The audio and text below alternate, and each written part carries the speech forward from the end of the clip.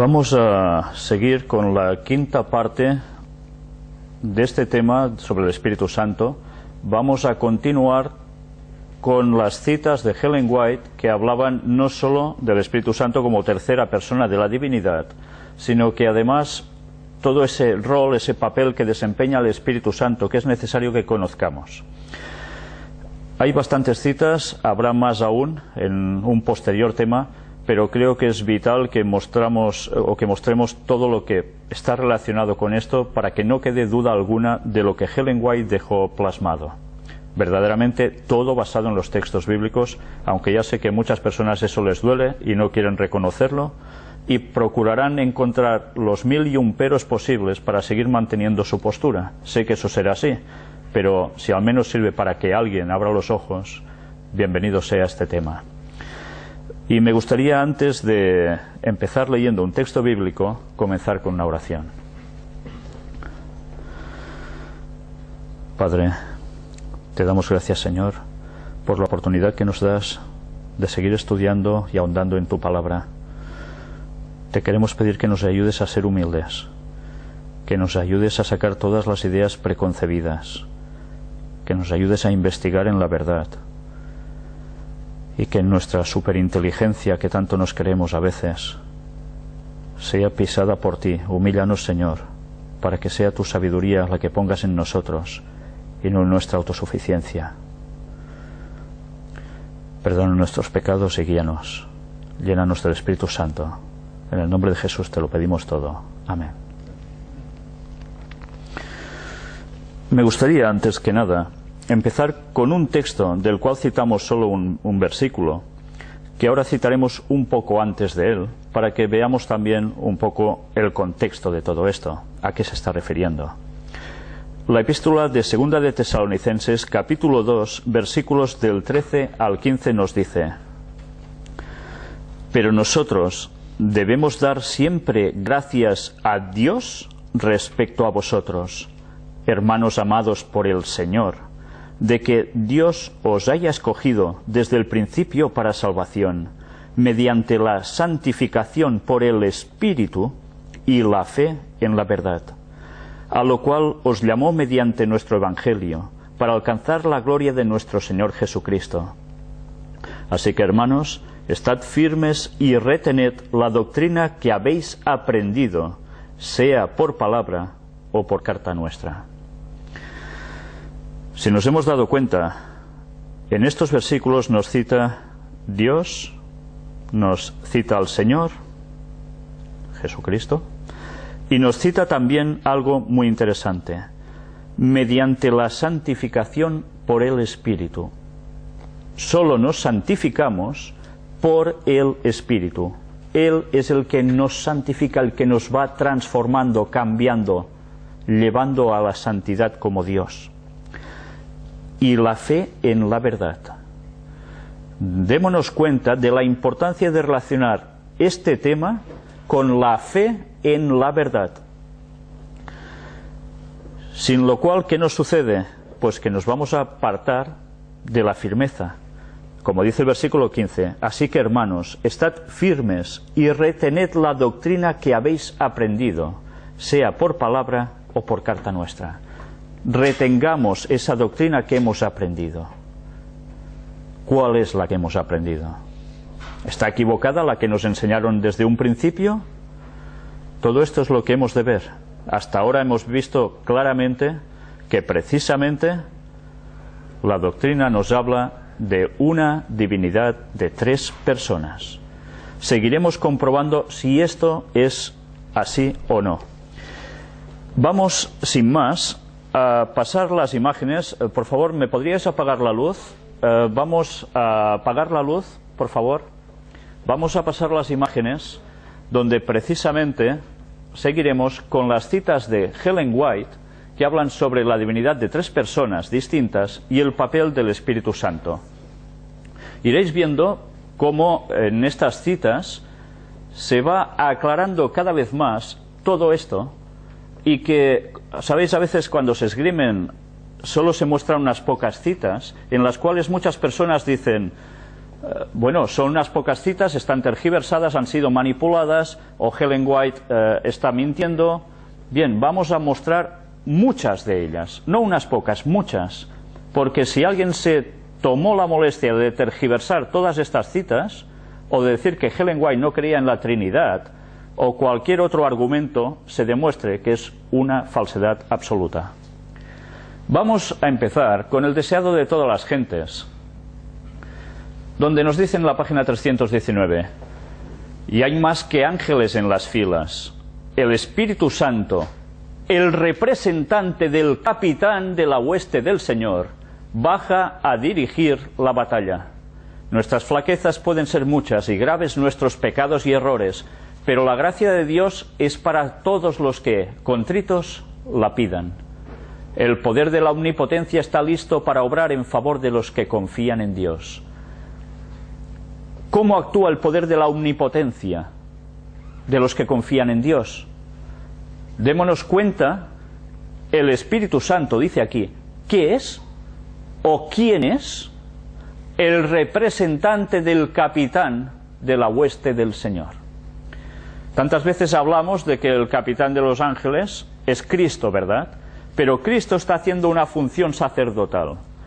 ¿Y quién está actuando como representante de este capitán de la hueste, de estos ejércitos del Señor? El Espíritu Santo. No es Cristo, es el Espíritu Santo. Y así la omnipotencia de Dios puede trabajar con poder en nosotros. Del mismo libro, página 622 en adelante. Empecemos a leer por donde está marcado aquí en rojo. Antes de ofrecerse como víctima para el sacrificio, Cristo buscó el don más esencial y completo que pudiese otorgar a sus seguidores, un don que pusiese a su alcance los ilimitados recursos de la gracia. Yo rogaré al Padre, dijo, y os dará otro Consolador, para que esté con vosotros para siempre, al Espíritu de verdad, al cual el mundo no puede recibir, porque no le ve ni le conoce, mas vosotros le conocéis, porque está con vosotros y será en vosotros. No os dejaré huérfanos, vendré a vosotros. ¿Cómo viene Cristo a nosotros? ¿A través de qué? Del Espíritu Santo. Pero hay personas que no lo ven, porque nadie lo ve, ¿verdad? Pero como no se ve, hay personas que no lo conocen. Lo peor es que no quieren conocerlo.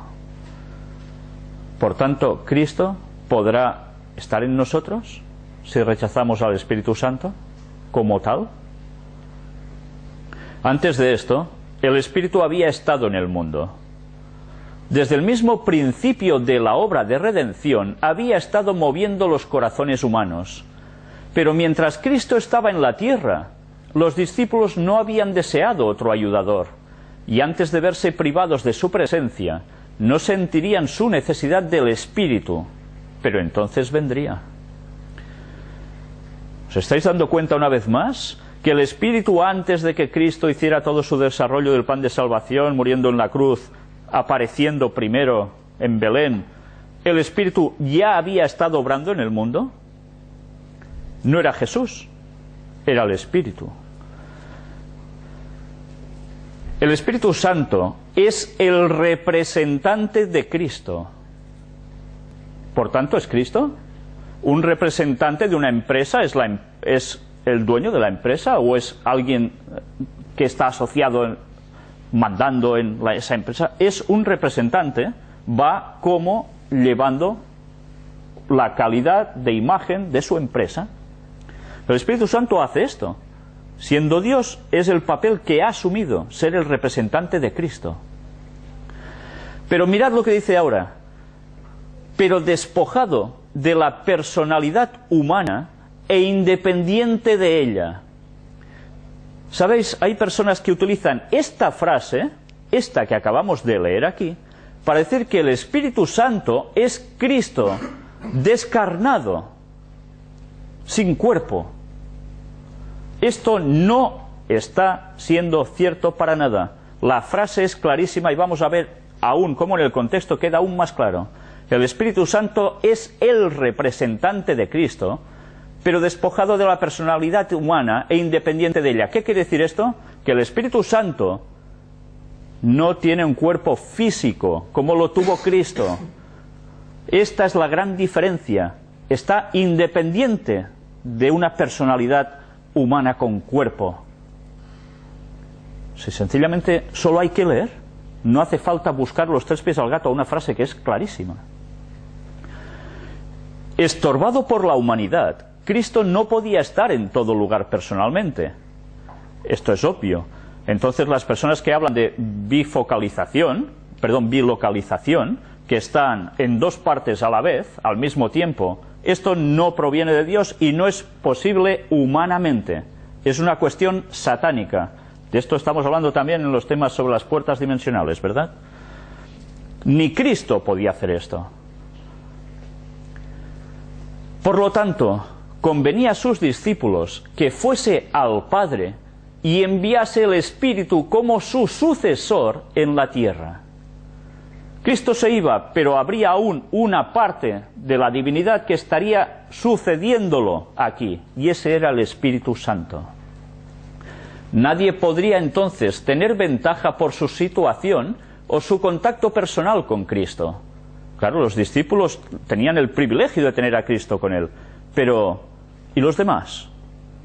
Esa era la función del Espíritu Santo, poder estar en todos. Cristo no podía estar en todos, porque estaba bajo cuerpo humano. Por el Espíritu, el Salvador sería accesible a todos.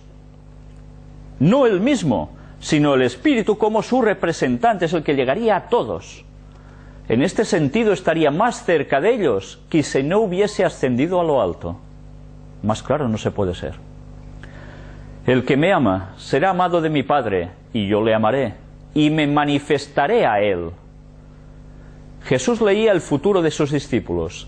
Veía a uno llevado al cadalso, otro a la cruz, otro al destierro entre las solitarias rocas del mar, otros a la persecución y la muerte. Los animó con la promesa de que en toda prueba estaría con ellos. Esta promesa no ha perdido nada de su fuerza. El Señor sabe todo lo relativo a los fieles siervos suyos, que por su causa están en la cárcel o desterrados en islas solitarias. Él los consuela con su propia presencia. Cuando por causa de la verdad el creyente está frente a tribunales inicuos, Cristo está a su lado. Todos los oprobios que caen sobre él caen sobre Cristo. Cristo vuelve a ser condenado en la persona de su discípulo.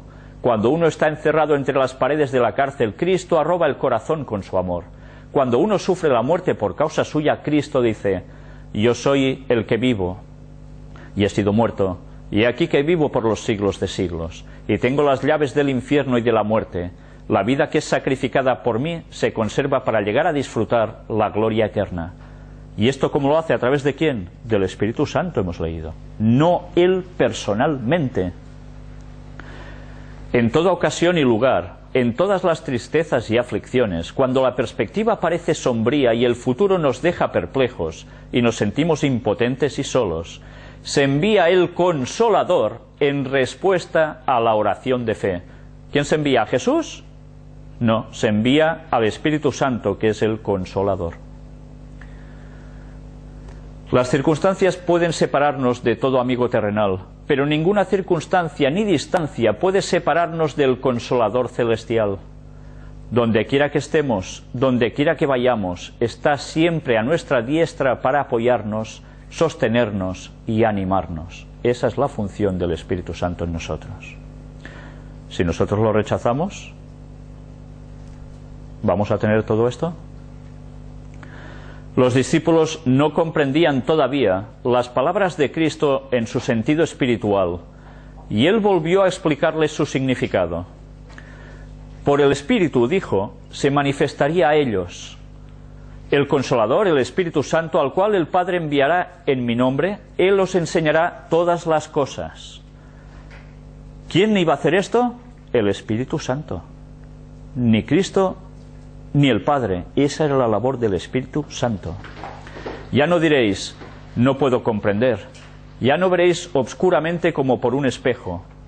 podréis comprender con todos los santos cuál sea la anchura y la longura y la profundidad y la altura, y conocer el amor de Cristo, que excede a todo conocimiento. Ya veis, cuando tenemos el Espíritu Santo podemos llegar a comprender todo ese conocimiento, o mucho de él. Sin él, nada de nada. Los discípulos habían de dar testimonio de la vida y obra de Cristo. Por sus palabras él había de hablar a todos los pueblos sobre la haz de la tierra, pero en la humillación y muerte de Cristo iban a sufrir gran prueba y chasco. A fin de que después de esto la palabra de ellos fuese exacta, Jesús prometió respecto al Consolador: os recordará todas las cosas que os he dicho. ¿Está hablando del mismo? No. El Consolador es el que haría eso. Aún tengo muchas cosas que deciros, continuó, mas ahora no las podéis llevar. Pero cuando viniere aquel Espíritu de verdad, Él os guiará en toda verdad, porque no hablará de sí mismo, sino que hablará todo lo que oyere, y os hará saber las cosas que han de venir. Él me glorificará, porque tomará de lo mío y os lo hará saber. ¿No es evidente que está hablando de una tercera persona aquí?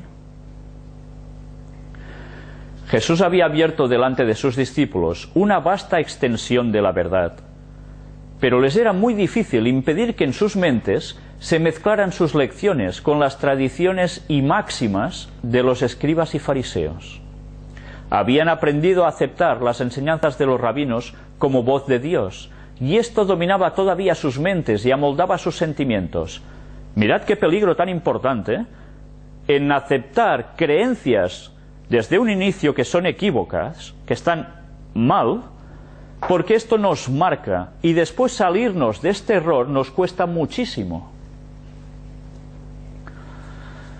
La historia sigue repitiéndose. Habían aprendido a aceptar las enseñanzas de los rabinos como voz de Dios, y esto dominaba todavía sus mentes y amoldaba sus sentimientos. Las ideas terrenales y las cosas temporales ocupaban todavía mucho lugar en sus pensamientos. No comprendían la naturaleza espiritual del reino de Cristo, aunque Él se la había explicado tantas veces. Sus mentes se habían confundido. No comprendían el valor de las Escrituras que Cristo presentaba. Muchas de sus lecciones parecían no hallar cabida en sus mentes. Jesús vio que no comprendían el verdadero significado de sus palabras. Compasivamente, les prometió que el Espíritu Santo les recordaría esos dichos. Y había dejado sin decir muchas cosas que no podían ser comprendidas por los discípulos. Estas también les serían reveladas. ¿Por quién? Por el Espíritu. El Espíritu había de vivificar su entendimiento a fin de que pudiesen apreciar las cosas celestiales. Mirad si es interesante. Para apreciar las cosas celestiales, ¿quién debe vivificar nuestro entendimiento? El Espíritu. Si yo rechazo al Espíritu como una persona, no lo quiero, este Espíritu Santo, tú no, tú serás otra cosa, pero tú no eres. Entonces, ¿podemos llegar a comprender las cosas celestiales? Pues lo vamos a llevar muy mal. Cuando viniera aquel Espíritu de verdad, dijo Jesús, Él os guiará a toda verdad. Por tanto, si el Espíritu de verdad viene y tú le dices, no, tú no, tú eres otra cosa, ¿dónde nos va a guiar? No nos podrá guiar Él a toda la verdad, si lo hemos rechazado, ¿verdad? El Consolador es llamado el Espíritu de verdad. Su obra consiste en definir y mantener la verdad. Ya lo veis, definir y mantener la verdad. Primero mora en el corazón como el Espíritu de verdad y así llega a ser el Consolador. Hay consuelo y paz en la verdad, pero no se puede hallar verdadera paz ni consuelo en la mentira. Esto es importante, ¿eh? No puede haber verdadera paz ni consuelo en la mentira. Si creemos una mentira, ya veis el resultado. Por medio de falsas teorías y tradiciones es como Satanás obtiene su poder sobre la mente. Induciendo a los hombres a adoptar normas falsas, tuerce el carácter. Por medio de las Escrituras, el Espíritu Santo habla a la mente y graba la verdad en el corazón. Así expone el error y lo expulsa del alma. Por el Espíritu de verdad, obrando por la palabra de Dios, es como Cristo subyuga a sí mismo a sus escogidos. Al describir a sus discípulos la obra y el cargo del Espíritu Santo, Jesús trató de inspirarles el gozo y la esperanza que alentaba su propio corazón. Ya lo veis, la obra y el cargo del Espíritu Santo, el rol, lo que iba a hacer. Se regocijaba por la ayuda abundante que había provisto para su iglesia. El Espíritu Santo era el más elevado de todos los dones que podía solicitar de su Padre para la exaltación de su pueblo. El Espíritu iba a ser dado como agente regenerador, y sin esto el sacrificio de Cristo habría sido inútil. Ya lo veis, si es necesario aceptar el Espíritu Santo. El sacrificio de Cristo no nos sirve para nada si rechazamos el Espíritu Santo. Casi nada, ¿eh? El poder del mal se había estado fortaleciendo durante siglos, y la sumisión de los hombres a este cautiverio satánico era asombrosa.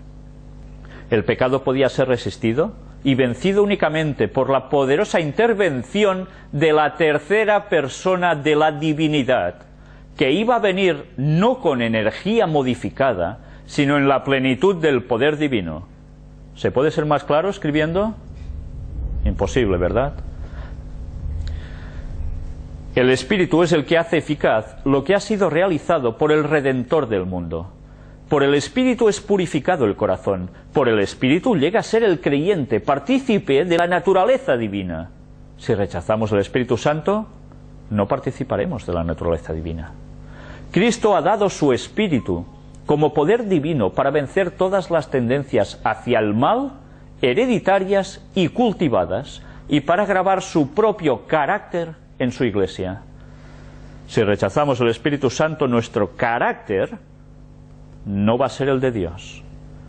Esas tendencias heredadas, cultivadas, seguirán pesando en nosotros a tal punto que nos van a hundir. Una dura lucha contra el orgullo de lo que queremos creer en vez de lo que Dios nos dice. Acerca del Espíritu, dijo Jesús, Él me glorificará. El Salvador vino para glorificar al Padre, demostrando su amor. Así el Espíritu iba a glorificar a Cristo, revelando su gracia al mundo. ¿Os dais cuenta cómo es uno al otro? La misma imagen de Dios se ha de reproducir en la humanidad. El honor de Dios, el honor de Cristo, están comprometidos en la perfección del carácter de su pueblo. Y esto es lo más importante porque es lo único que nos vamos a llevar de este mundo, el carácter. Cuando Él, el Espíritu de verdad, viniere, redarguirá al mundo de pecado y de justicia y de juicio. La predicación de la palabra sería inútil sin la continua presencia y ayuda del Espíritu Santo. No sirve de nada. Este es el único maestro eficaz de la verdad divina. Únicamente cuando la verdad vaya al corazón acompañada por el Espíritu, vivificará la conciencia o transformará la vida. Uno podría presentar la letra de la palabra de Dios, estar familiarizado con todos sus mandamientos y promesas, pero a menos que el Espíritu Santo grabe la verdad, ninguna alma caerá sobre la roca y será quebrantada. Ningún grado de educación ni ventaja alguna, por grande que sea, puede hacer de uno un conducto de luz sin la cooperación del Espíritu de Dios.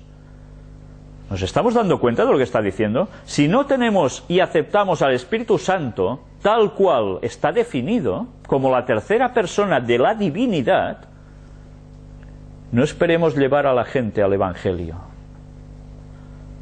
Podremos llevar a la gente a errores, pero no al Evangelio. La siembra de la semilla del Evangelio no tendrá éxito a menos que esa semilla sea vivificada por el rocío del cielo. Antes que un solo libro del Nuevo Testamento fuese escrito, antes que se hubiese predicado un sermón evangélico después de la ascensión de Cristo, el Espíritu Santo descendió sobre los apóstoles que oraban. Entonces el testimonio de sus enemigos fue: habéis llenado a Jerusalén de vuestra doctrina. ¿Qué quiere decir esto? Que llenos del Espíritu Santo predicaban con gran fuerza. Cristo prometió el don del Espíritu Santo a su Iglesia, y la promesa nos pertenece a nosotros tanto como a los primeros discípulos. Pero como toda otra promesa, nos es dada bajo condiciones. Hay muchos que creen y profesan aferrarse a la promesa del Señor, hablan acerca de Cristo y acerca del Espíritu Santo, y sin embargo no reciben beneficio alguno. No entregan su alma para que sea guiada y regida por los agentes divinos. No podemos emplear al Espíritu Santo. El Espíritu ha de emplearnos a nosotros. Por el Espíritu obra Dios en su pueblo, así el querer como el hacer por su buena voluntad. Pero muchos no quieren someterse a eso. Quieren manejarse a sí mismos. Esta es la razón por la cual no reciben el don celestial. ¿Qué está sucediendo con la gente que sigue empeñada en llevar la contraria? Pues ya lo veis, se quieren manejar a sí mismos y no recibirán el don celestial. Únicamente aquellos que esperan humildemente en Dios, que velan para tener su dirección y gracia, se da el Espíritu. El poder de Dios aguarda que ellos lo pidan y lo reciban. Esta bendición prometida, reclamada por la fe, trae todas las demás bendiciones en su estela. Se da según las riquezas de la gracia de Cristo, y Él está listo para proporcionarla a toda alma según su capacidad para recibirla. Y ahora entremos en consejos sobre la salud, en este apartado que está en rojo. La divinidad se conmovió de piedad por la humanidad, y el Padre, el Hijo y el Espíritu Santo se dieron a sí mismos a la obra de formar un plan de redención. Con el fin de llevar a cabo plenamente ese plan, se decidió que Cristo, el Hijo unigénito de Dios, se entregara a sí mismo como ofrenda por el pecado. Si os habéis dado cuenta, aquí nos dice que los tres, la divinidad, se dieron a sí mismos para el plan de redención, pero decidieron cómo se ejecutaría ese plan, y se decidió que Cristo, el que había venido aquí como el Hijo unigénito de Dios, porque nació a través del Espíritu Santo y una mujer, se entregaría, daría su vida como ofrenda por el pecado. Cualquiera de los tres podía haber tomado esta opción. Esto se desprende de este texto. Podía haber venido el que para nosotros es Dios Padre y morir por nosotros. Podía haber venido el que para nosotros es el Espíritu Santo y morir por nosotros. Pero no, decidieron que se hiciera en el modo en que ahora lo sabemos. El evangelismo. Sepa la gente lo que creemos.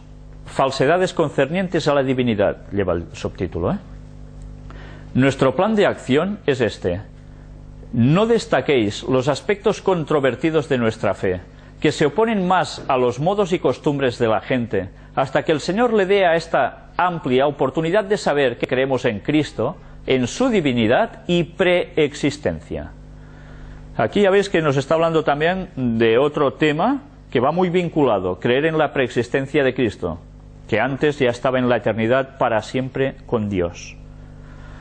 Hay personas que dicen, no, salió, emanó de Dios Padre, no siempre ha preexistido. Pues no, eso no es así, y aún hay más citas que aclaran eso.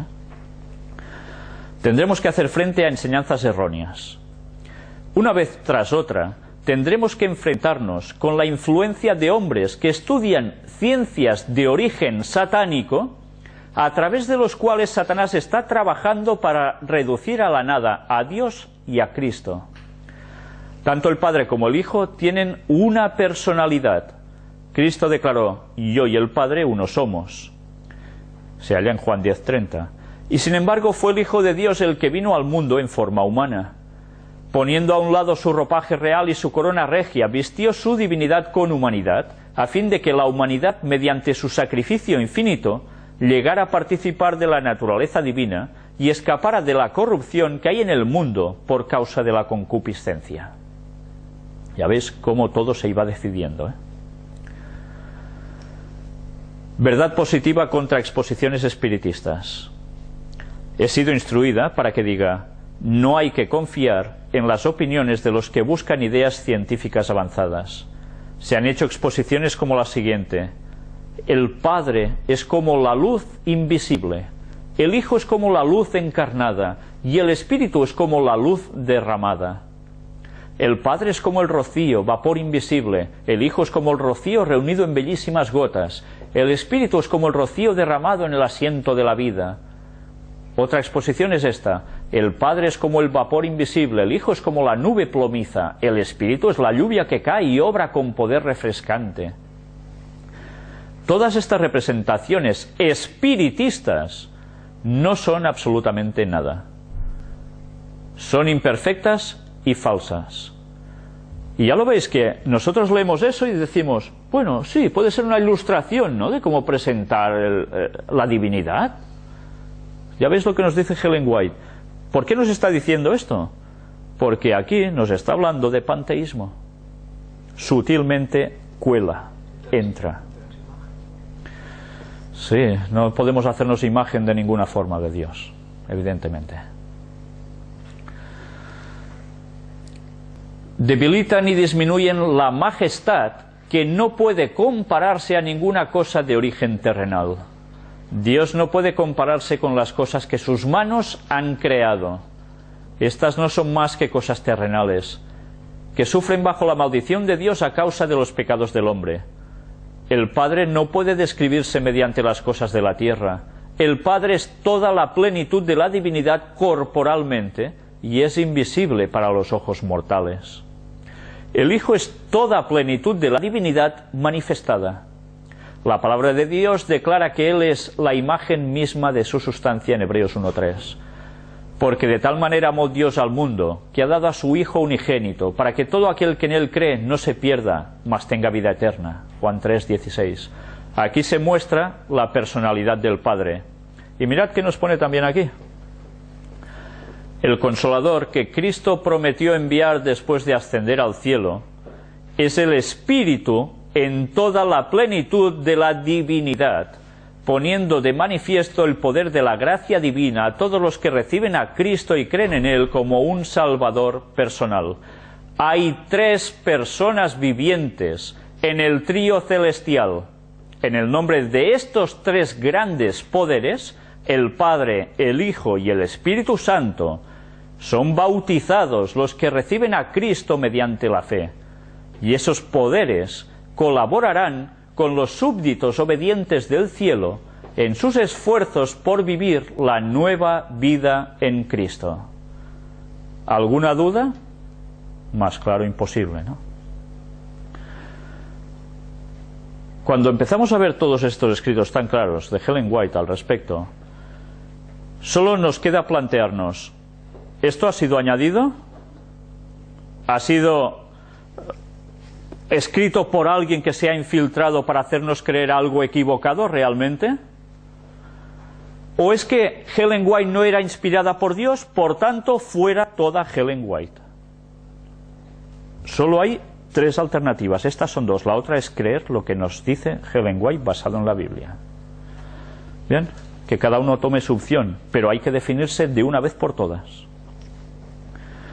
La preexistencia del Hijo de Dios y su existencia por sí mismo. Cristo es el Hijo de Dios preexistente y existente por sí mismo. Al hablar de esta preexistencia, Cristo hace retroceder la mente hacia las edades sin fin.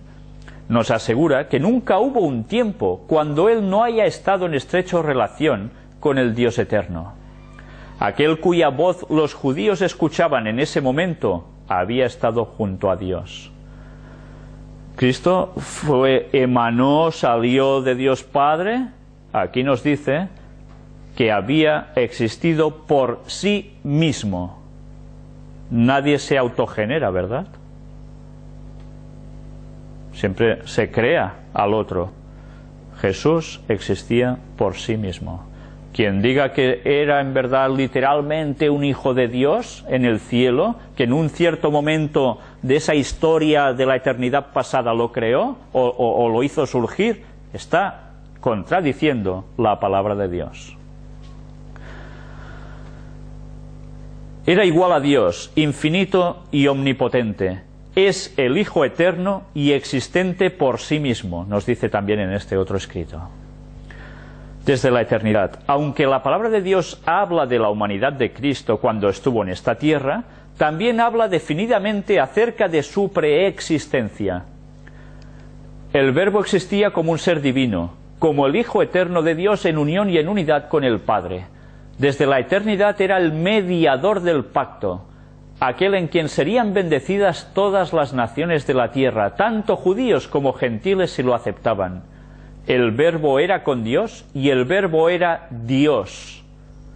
Se halla en Juan 1:1. Antes de que los ángeles fuesen creados, el Verbo estaba con Dios, era Dios.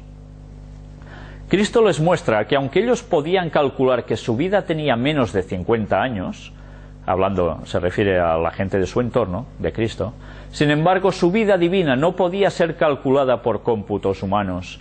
La existencia de Cristo antes de su encarnación no se mide con números. Vida original que no proviene ni deriva de otra. Jesús declaró: yo soy la resurrección y la vida. En Cristo hay vida original, que no proviene ni deriva de otra. ¿Se puede ser más claro? El que tiene al Hijo, tiene la vida, dice el texto de 1 de Juan 5:12. La divinidad de Cristo es la garantía que el creyente tiene de la vida eterna. Por tanto, los que rechazan a Cristo como Dios desde siempre y que no emanó de Dios Padre, están rechazando la vida eterna. Mirad lo importante que es esto, porque hay distintos aspectos de antitrinitarios. Unos creen una cosa, otros otra, y así sucesivamente, y estamos viendo cómo una detrás de otra todas estas cosas se desmontan. Y todas estas cosas que parece que no tienen importancia, les van a marcar si serán salvos o no. Casi nada. Con el Padre en el Sinaí. Cuando ellos, Israel, llegaron al Sinaí, Él, Dios, aprovechó la ocasión para refrescar su memoria con respecto a sus requerimientos. Cristo y el Padre, estando lado a lado sobre el monte, con majestad solemne proclamaron los 10 mandamientos. Tantas veces, y eso hablamos en las puertas dimensionales, ¿no? Hay el concepto de que solo era Jehová, unos creen que solo era Dios Padre, otros dicen es Jehová, es Cristo. Uno de ellos era el que estaba dando la ley. No, estaban los dos, Padre e Hijo allí. Los dignatarios eternos de la Trinidad, dice este subtítulo. Los eternos dignatarios celestiales, Dios, Cristo y el Espíritu Santo, armándolos a los discípulos con algo más que una mera energía mortal, avanzaron con ellos para llevar a cabo la obra y convencer de pecado al mundo. Aquí nos habla una vez más de los tres. Y dice, eternos dignatarios celestiales. Y ahora veamos, porque vamos a entrar en la personalidad del Espíritu Santo. ¿Cómo es el Espíritu Santo? ¿Os lo habéis planteado? Hay mucha gente que se lo plantea y le da muchísimas vueltas a este tema. Necesitamos comprender que el Espíritu Santo, que es una persona, así como Dios es persona, anda en estos terrenos. ¿Vamos a negar aún que es una persona? El Espíritu Santo es una persona porque testifica en nuestros espíritus que somos hijos de Dios. Es el Espíritu Santo el que nos lo testifica a nosotros, a nuestro espíritu. Cuando se da este testimonio, lleva consigo su propia evidencia. En esas ocasiones creemos y estamos seguros de que somos los hijos de Dios. El Espíritu Santo tiene una personalidad. De lo contrario, no podría dar testimonio a nuestros espíritus y con nuestros espíritus de que somos hijos de Dios. ¿Por qué creéis que Ellen White escribió esto?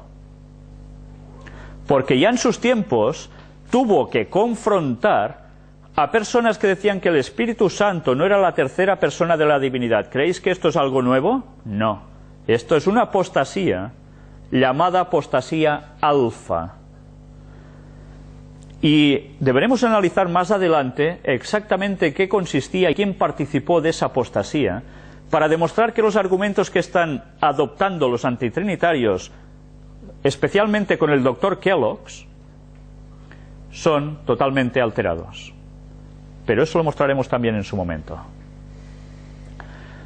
Debe ser una persona divina, además, porque en caso contrario no podría escudriñar los secretos que están ocultos en la mente de Dios. Porque ¿quién de los hombres sabe las cosas del hombre, sino el espíritu del hombre que está en él? Así tampoco nadie conoció las cosas de Dios, sino el espíritu de Dios. El poder de Dios en la tercera persona.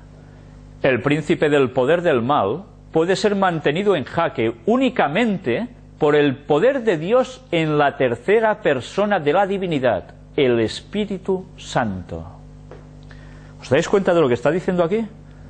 Si nosotros rechazamos al Espíritu Santo como la tercera persona de la divinidad, ¿podremos mantener en jaque al príncipe del mal, a Satanás?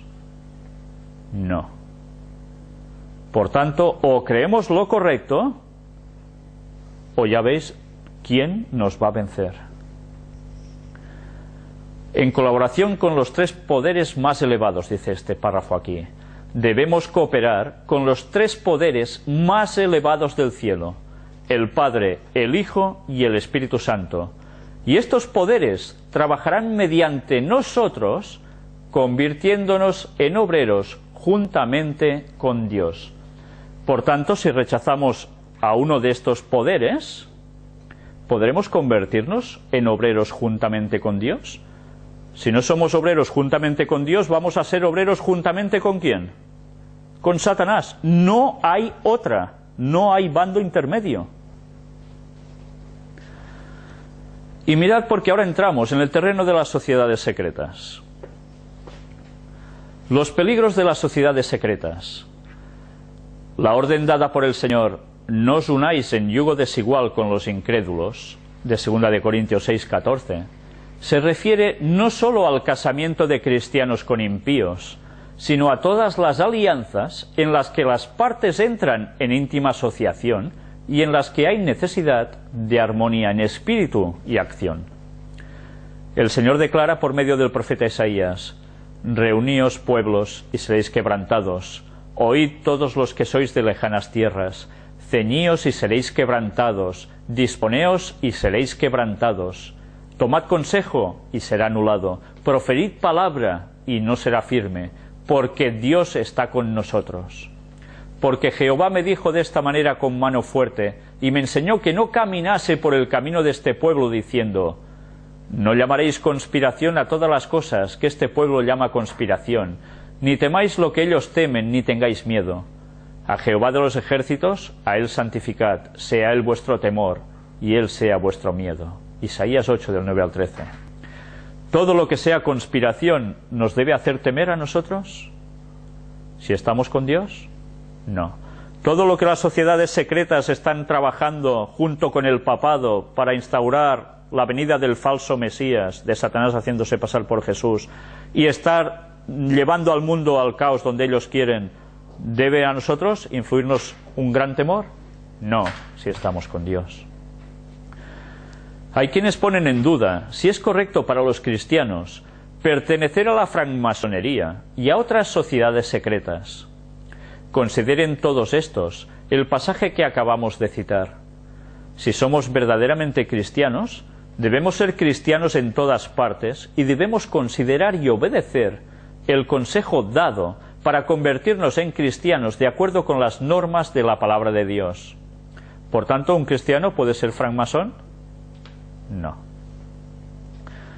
Yo no sé si os estáis dando cuenta cómo está puesto este capítulo, cómo está dispuesto, que después de hablar sobre la personalidad del Espíritu Santo, de hablar de los tres grandes poderes del cielo y cómo actúan en nosotros, etcétera, etcétera, automáticamente después nos viene el tema de las sociedades secretas. ¿Creéis que es porque sí esto? Hay una relación.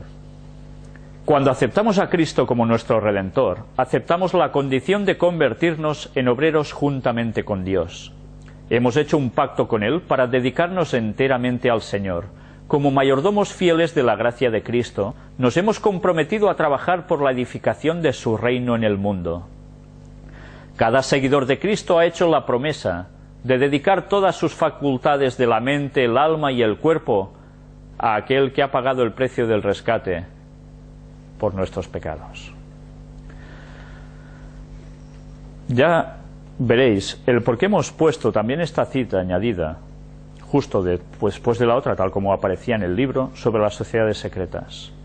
Estuvimos mostrando, y aquí cabe recordarlo, que esa creencia de que el Espíritu Santo no es la tercera persona de la divinidad y que está destrozando a mucho pueblo de Dios, provenía precisamente de algo llamado ciencia cristiana, y que eso estaba asociado precisamente, nunca mejor dicho, a sociedades secretas, a espiritismo.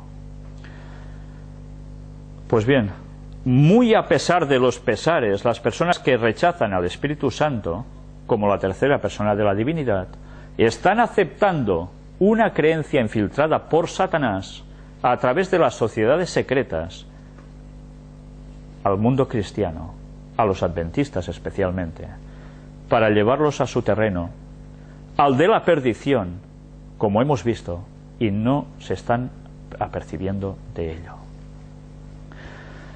Comentario Bíblico Adventista, tomo 7a. Miremos lo que está en rojo.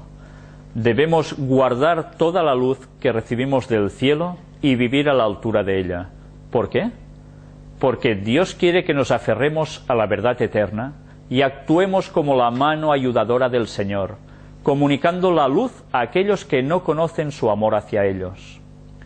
Cuando os entregasteis a Cristo, hicisteis una promesa en la presencia del Padre, el Hijo y el Espíritu Santo, los tres grandes dignatarios personales del cielo. Guardad firmemente esa promesa. Es la promesa del bautismo. La hemos de guardar firmemente. Y aún hay personas que dicen que este texto fue añadido por la Iglesia Católica. Y le seguirán dando 1000 vueltas para querer demostrar lo indemostrable. Nosotros ya mostramos lo que era. Luego, si uno no se lo quiere creer, allá él. Pues bien, vamos a concluir aquí el tema. Por favor, ¿podéis encender la luz? Ya veis que va a haber una continuación, sin lugar a dudas, de estas citas. Vamos a mostrar aún más argumentos. Ya habéis visto que hoy hemos entrado con un detalle importantísimo, y era también la preexistencia de Cristo. Cuando hablamos tantas veces de antitrinitarios, no estamos hablando solo de las personas que niegan que el Espíritu Santo sea la tercera persona de la divinidad, sino que se llega a tocar incluso el papel de Cristo como tal. Hay muchas tendencias distintas. Nosotros debemos afianzarnos en la sana doctrina. Y me gustaría concluir el tema de hoy, esta quinta parte, leyendo los versículos 20 y 21 del libro de Judas. Pero vosotros, amados, edificando sobre vuestra santísima fe, orando en el Espíritu Santo, conservaos en el amor de Dios, esperando la misericordia de nuestro Señor Jesucristo para vida eterna. ¿No nos está hablando de tres personas de la divinidad aquí? ¿Pero qué dice que debemos hacer? ¿Edificarnos sobre qué? Sobre la santísima fe, nuestra santísima fe. Y la santísima fe que nosotros debemos defender y vivir es la divinidad en tres personas, para no perdernos la salvación. Ellen White ha sido muy clara. La Biblia en los textos lo es mucho. Pero si nosotros nos empeñamos en querer decir que el Espíritu Santo no es la tercera persona de la divinidad, por 80 millones o más de textos que existieran mostrándolo, jamás lo veríamos así, porque no queremos verlo. El Espíritu Santo no es ninguna fuerza. El Espíritu Santo no es Cristo descarnado. El Espíritu Santo es la tercera persona de la divinidad. Y sin Él no vamos a ser guiados a la verdad. sino a la mentira.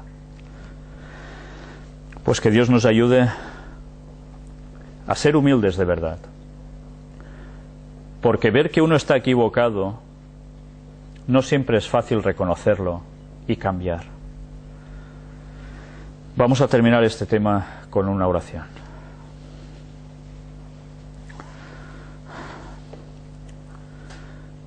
Padre nuestro que estás en los cielos, te damos gracias por el plan de redención, por este plan de salvación que en un día de la eternidad todo se dispuso para que se efectuara, para que pudiésemos poder tener otra vez la vida eterna después de haber pecado.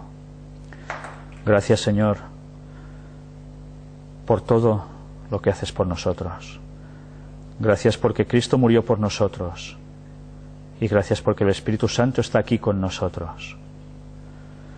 Ayúdanos, Señor, a andar firmemente en la verdad, en esta fe dada a los santos, para que no nos apartemos ni a derecha ni a izquierda, ni oigamos esos sofismas satánicos que tan sutilmente nos apartan del camino correcto. Pisa nuestro orgullo, Señor, aplástalo totalmente, humíllanos